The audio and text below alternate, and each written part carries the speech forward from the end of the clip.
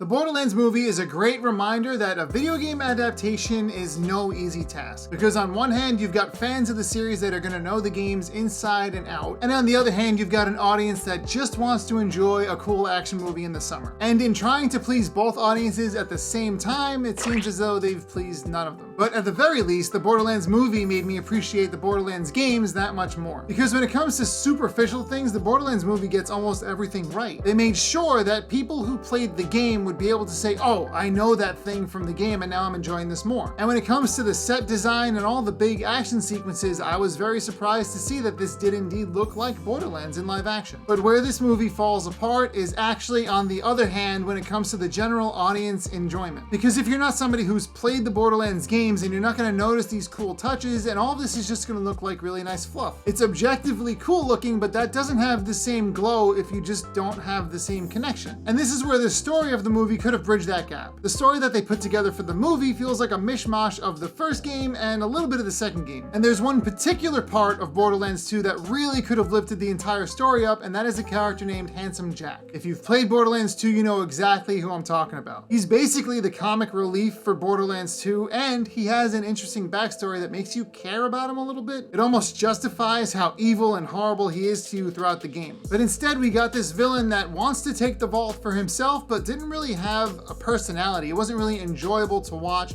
I didn't care what happened to him at the end. And if I'm just thinking off the top of my head, another video game movie adaptation that uses its villain really well is Dr. Robotnik from the Sonic movie. Granted, he's being played by Jim Carrey, which is kind of cheating, but at the same time, I was almost more excited to see him on screen than I was Sonic. Now, this isn't to say that they should have made a generic action movie with a good plot and called it Borderlands, but I actually think they would have benefited from sticking even harder to the source material. If you're gonna go as far as to make the characters look almost exactly like they do in the game, then why not use almost exactly the story from Borderlands 2? Of course, make it make sense for the movies, but I mean, if you don't use Handsome Jack, who's like the villain of the Borderlands material, then what are you doing? All of this being said, after the credits rolled on the Borderlands movie, I was very excited to jump back into Borderlands 3, I think for the first time since the game came out. It had a bit of a rough release between performance issues and a pair of villains that nobody really liked, but at the end of the day, it's a fun shooter that you can play alone or with your friends. And they just released a bunch of updates for the game that coincide with the movie's release, and at the time of this recording, all the games are on sale. So if you've never played the Borderlands games before, then this is a great time to jump in. And if you're not into shooters, there's also Tales of the Borderlands. Those games focus on the narrative, and their stories are some of the best in the series overall. So did you watch the Borderlands movie too? And if so, what did you think? And you can be honest, but let's keep it civil. And while we're at it, let me know what your favorite video game adaptation would be, because I would love to see a Metal Gear Solid movie, but I'm a little afraid to find out what it would be like. There's so much they can use, there's so many ways it could go, and it just seems like a big project. If you liked the video, make sure you like the video, and if you're new here and you want to see more of this, then make sure you subscribe to my channel. Above all else, thank you very much for letting me talk your ear off about the Borderlands movie, and I will see you in the next video.